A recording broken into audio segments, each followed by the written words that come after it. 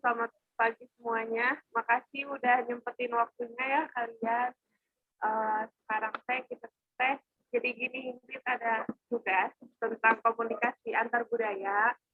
Jadi di sini kan kita lagi nyari orang ya, yang orang Sunda yang tinggal di Bandung, tapi asal daerahnya luar dari Bandung.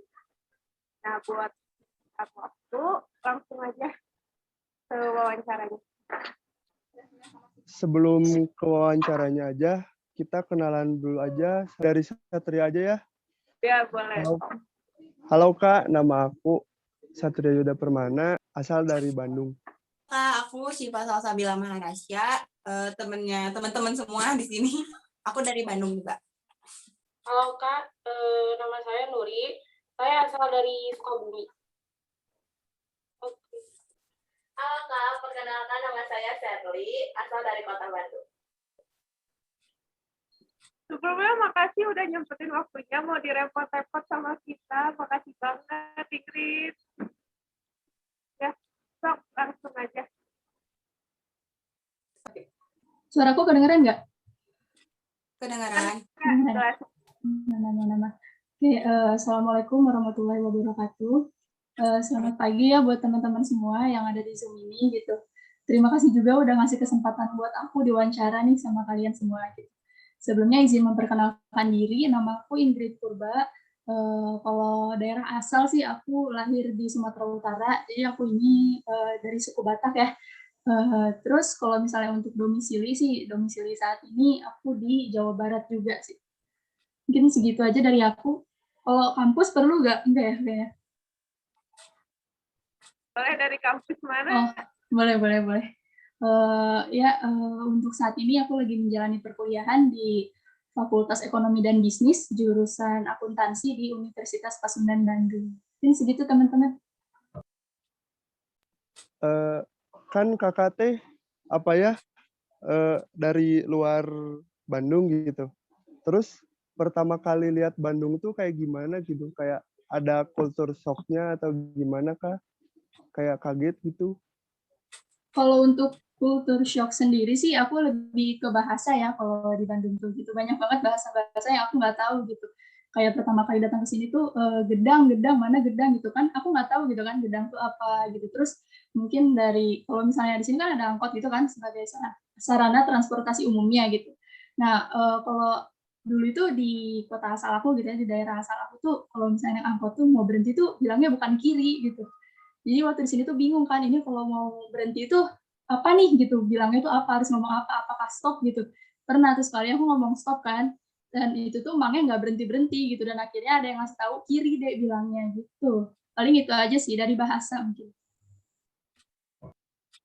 Tapi overall kayak orang Bandung teh kayak gimana gitu, Kak?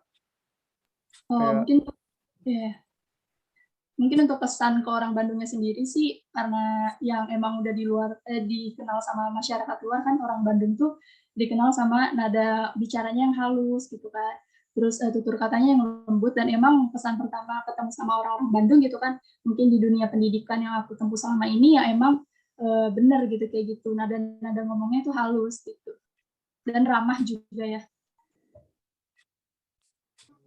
Baik Kak, terus Aku nih kebetulan aku lahir terus nyelesain pendidikan TK-nya waktu itu di Sumatera Utara, itu tepatnya di Pematang Siantar gitu. Terus waktu pindah ke Jawa Barat itu waktu umur aku 7 tahun. Jadi aku dari kelas 1 SD nih sampai sekarang aku di Jawa Barat gitu. Jadi tinggal lebih lama emang di Jawa Barat gitu. Tuh pertama kali ke Bandung tuh kan kayak bahasanya sulit gitu. Bagaimana cara kakak beradaptasi sama orang-orang Bandung? Kalau cara beradaptasi ya intinya sih banyak-banyak komunikasi gitu kan. Apalagi kan kita nih lagi di umur-umur yang memang terjun ke dunia pendidikan gitu. Jadi kita tuh punya banyak lah teman-teman yang setiap hari tuh ngabisin waktunya sama kita, mulai dari belajar, main kayak gitu kan. Itu tuh dimanfaatin sama kita untuk banyak-banyak berkomunikasi gitu sama mereka. Jadi kayak dari bahasa kita bisa nanya kan dikit-dikit, kalau gedang tuh artinya apa ya kayak gitu. Terus kayak kalau mau berhenti dari angkot tuh bilangnya apa ya, bisa tuh kayak gitu. Jadi intinya sih kalau dari beradaptasi itu komunikasi ya penting banget gitu. Karena komunikasi itu kan kayak jembatan kita untuk mengerti orang lain gitu kan. Mungkin segitu. Aku mau nanya budaya pemantang siantar, boleh nggak? Boleh. Budaya yang masih sering dilakuin apa gimana nih? Ya, apa sih ya yang belum tahu sama orang tuh budaya pemantang siantar tuh apa aja gitu? Yang belum tahu sama orang. Terus yang biasa dilakuin juga apa yang masih erat gitu hubungannya sama kakak sama Mungkin kalau misalnya budaya tuh lebih ke budaya Bataknya mungkin ya. Kalau misalnya yang budaya Batak yang masih sering dilakuin sampai hari ini sih paling ada yang namanya tari tortor ya. Tari tortor itu kayak tarian Hasanah lah, kalau misalnya di sini kan tari jaipong gitu kan. Tapi mungkin emang kalau misalnya tarian kayak gitu tuh biasanya dilakuin kalau misalnya ada perayaan hari-hari besar nih, kayak misalnya upacara ulang tahun gereja, itu biasanya tuh suka diadain gitu tarian kayak gitu. Terus paling apa ya, bahasa sih. Kalau misalnya bahasa juga banyaknya tuh dipakai pas perayaan-perayaan besar gitu. Karena kalau aku sendiri di rumah tuh pakai bahasanya Indonesia. Itu sih paling. kakak di Bandung udah tahu apa aja tentang budayanya? Atau pernah nyobain nggak kayak nari jaipong, main angklung kayak gitu? Kalau aku sih di Bandung itu, kalau udah tahu pastinya udah banyak banget ya, kayak misalnya dari tarian gitu, tari jaipong, terus kayak apa ya, bahasa-bahasa juga aku udah mulai mengerti nih, dan bahkan udah mulai pakai kan dikit-dikit gitu. Kalau misalnya pernah nyoba sih, kalau jaipong itu enggak ya, aku nggak pernah nyoba. Kalau angklung sih pernah sih waktu SMA itu juga. Aku mau nanya dong, Sok. menurut Ingrid nih ya, apa yang membuat kita tetap satu meskipun kayak kita teh beragam gitu. Apa yang membuat kita satu walau kita beragam nih ya, kalau menurut aku sendiri sih sifat dan sikap menghargai dan toleransi gitu kan terhadap sesama gitu. Karena kalau misalnya kita nggak ada toleransi, nggak ada sikap menghargai ya bakalan pecah kan, mau budayanya cuma dua gitu tetap bakalan pecah gitu. Apalagi ini gitu kan, Indonesia tuh beragam banget gitu. Terus ada tuh kan sifat etnosentrisme yang gitu-gitu kan, pandangan-pandangan buruk terhadap budaya orang lain, dan itu tuh harus dihindari banget gitu sama kita. Untuk kunci toleransi dan menghargai untuk membentuk suatu budaya yang nggak terpecah belah gitu, artinya tetap satu. Keren banget kak. Terus Medan ada kan gitu yang sebenarnya orang lain tuh belum tahu, tapi di Medan tuh ada suatu pernikahan yang belum banyak diketahui sama orang di luaran, ada nggak sih? Kalau itu sih kayaknya kalian tahu nggak patung si Gale-Gale? Enggak ya? Pernah lihat ya? Oh, kalau itu berarti tahu ya. Kalau itu sendiri sih aku kurang tahu sih kayaknya ya. Kalau misalnya yang kalian belum tahu gitu, aku kurang tahu sih kalau itu keunikan yang kita punya, tapi orang lain belum tahu itu aku ini sih kurang. Kalau itu kan kita harus banyak ngobrol juga kan sama orang lain gitu yang mereka nggak tahu itu apa gitu. Jadi aku belum tahu sih. mau nanya ini kak, makanan khas daerahnya kakak sama di Sunda kan ada makanan khas daerah, udah pernah nyobain belum gitu? Kalau makanan khas daerah aku ya yang dulu tuh, kalian tahu Bika Ambon kan? Nah mungkin Tahu banget, tahu banget. Ya mungkin kebanyakan dari kalian mikirnya itu tuh dari Ambon karena namanya Bika Ambon gitu. Aslinya dari Ambon. Kalau itu tuh dari Sumatera Utara gitu. Banyak juga yang jual di sana gitu kan. Terus kalau misalnya makanan di Bandung yang udah pernah aku coba gitu kan, sate Marangi, terus juga apa lagi ya Bandung tuh, paling itu aja sih, sate Marangi aja sih aku nyobanya. Karena Purwakarta juga kan itu masuknya. Jawa Barat kan ya tetap. Kayak nasi lewat kak, sebelah kayak gitu, pernah nyoba kan? Oh sering, kalau itu sering. Apalagi sebelah iya. gitu kan. Terus kak, ciri khas orang Sumatera Utara tuh ciri khasnya teh apa gitu Kak? Ciri khas ya, kalau ciri khasnya sendiri sih kalau orang Sumatera Utara ya yang bisa dilihat dengan jelas itu dari marga sih. Biasanya kan kalau Sumatera Utara apalagi Batak gitu kan, pasti punya marga tuh di belakang namanya, kayak aku nih, marga aku kan Purba nih. Nah itu tuh ciri khas banget gitu kan dari orang Batak. Terus kalau misalnya yang bisa kita dengar mungkin dari logat, juga nada bicara gitu kan terkenal tuh orang-orang sana kalau misalnya ngomong nih suaranya kencang-kencang, lantang-lantang gitu kan. Terus kalau misalnya logatnya juga nggak kayak di sini gitu kan. Kalau di sini kan lebih lembut kayak gitu. Kalau di sana tuh enggak. Tuh. Paling itu sih yang bisa terlihat dengan jelas gitu. Terus Kak, Kakak selama di Bandung pernah ngalamin yang namanya rasisme gak terhadap budaya Kakak kah? Atau kayak asal kota Kakak kayak gitu? Rasisme. Kalau misalnya rasis, aku nggak pernah sih. Sejauh ini aku nggak pernah ngalamin yang namanya rasis. Karena selama tinggal di sini gitu, alhamdulillahnya lingkungannya itu pada positif-positif gitu kan, pada menerima dengan baik, bahkan kayak ngebantu buat beradaptasi gitu kan melalui komunikasi yang tadi itu. Jadi alhamdulillahnya nggak pernah sih. Paling komunikasi yang awal-awalnya teh, kan kalau bahasa Sunda sama bahasa itu kan nggak ada Google Translate. Paling nyoba belajar-belajar kayak gitu kan ke temen. Iya bener, kalau misalnya kayak gitu aku lebih ke temen sih, kayak komunikasi gitu kan ini tuh artinya apa gitu. Tanya dikit-dikit gitu yang sering banget gitu dibawa ke komunikasi santai sama temen gitu kan, kayak ih meni gitu itu tuh apa sih artinya, gitu tuh apa sih artinya, kayak gitu sih mungkin. Tapi sejauh ini Kakak udah dalam hitungan persen Kakak udah mahir berapa persen sih bahasa Sundanya? Kalau dalam hitungan persen sih kayaknya 40% lah ya. Karena yang aku bisa juga bukan bahasa Sunda halus gitu kan, lebih ke yang kasar gitu, yang santai-santai lah yang bisa dibawa main sama temen gitu kan, yang semua orang juga ngerti.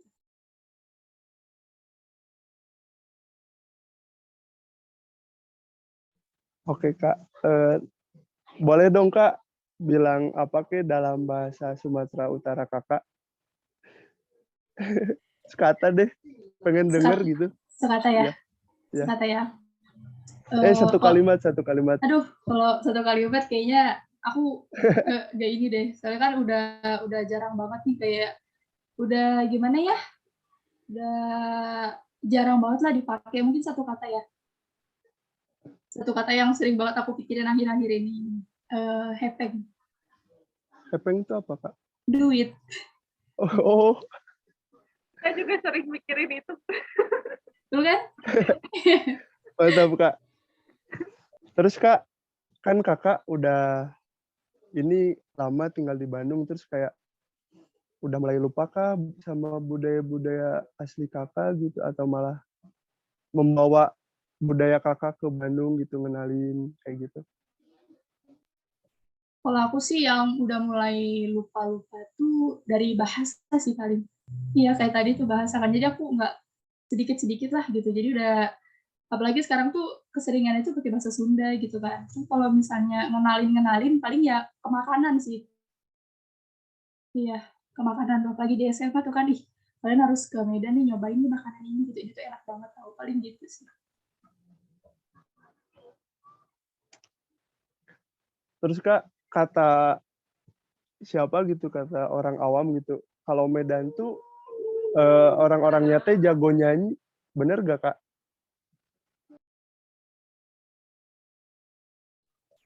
Kalau itu sih kayaknya iya deh. Kakak sendiri Karena juga jago pasti. enggak. Kalau aku pengecualian ya. Kalau aku enggak.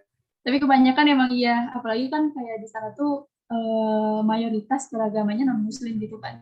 Jadi di gereja itu suka banyak tuh acara-acara kayak latihan for, latihan paduan suara atau sebagainya gitu. Jadi mungkin lebih terlatih ya kayak gitu.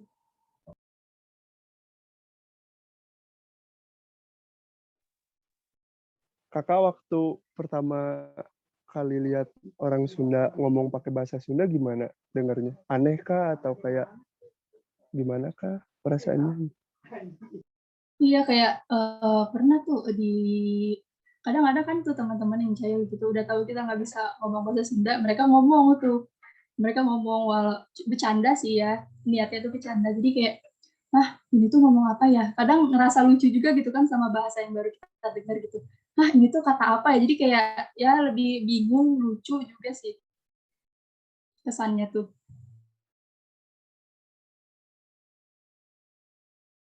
Terus Kak, secara overall susah nggak sih bahasa Sunda tuh menurut kakak?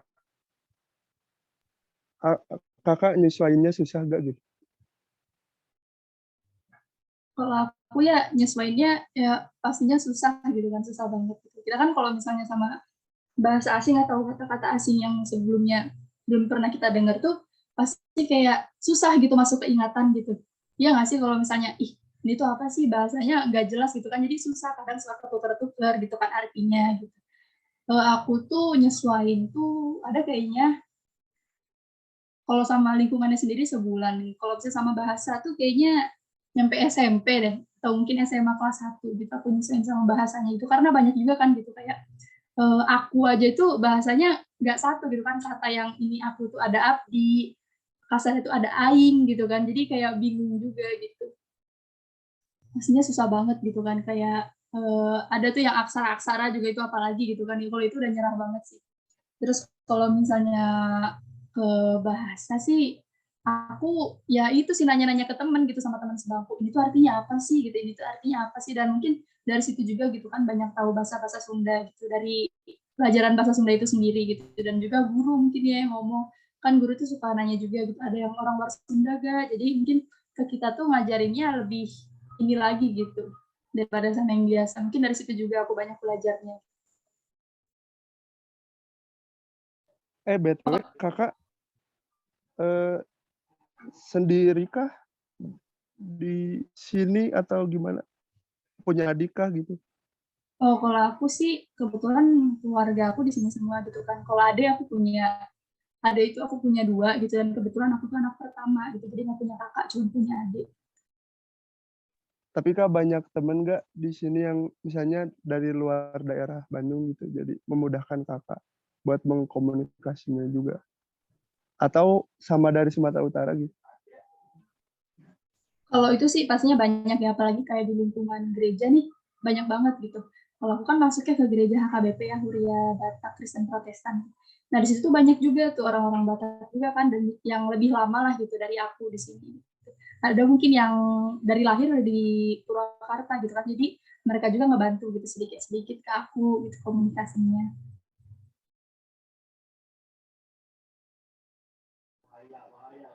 Siap Kak, udah aja. Paling segitu aja sih. Atau Kak ada wejangan-wejangan Kak kalau ke Sumatera Utara jangan ngomong ini atau gimana gitu. Terus pesannya buat kedepannya gimana buat orang Bandung sendiri deh. Mungkin kalau untuk ke Medan ya, kalau misalnya ke Medan ada orang yang ngomong nadanya keras gitu atau lantang gitu, jangan langsung anggap mereka marah ya gitu, karena emang di sana tuh kayak gitu biasa gitu. Terus kalau misalnya mejengan-mejengan sama orang Bandung sih, apa ya, nggak ada sih kayaknya, karena overall ya udah ramah-ramah banget gitu. Paling itu aja sih, kalau ke sana jangan kaget gitu, kalau misalnya tiba-tiba ada yang bentak kamu gitu. Siap Kak, siap. Ya Kak, paling segitu Kak. Aku makasih banyak loh Kak, dapat ilmu banyak tentang Sumatera Utara. Nanti aku ke sana. Makasih banyak Kak, waktunya maaf mengganggu. Maaf banget ini mah. Iya nggak apa-apa, nggak masalah. Maaf Makasih juga. Maaf banget kalau aku bisa ada salah kata atau gimana. Nggak apa-apa. Aku juga makasih banget ini atas kesempatannya dari teman-teman semua juga. Lumayan menghibur gitu kan. Ada teman ngobrol juga nih di kala libur. Gitu. Karena kalau misalnya ngobrol sama teman kan nggak mungkin ya lagi kayak gini nih mobilitas terbatas semuanya gitu.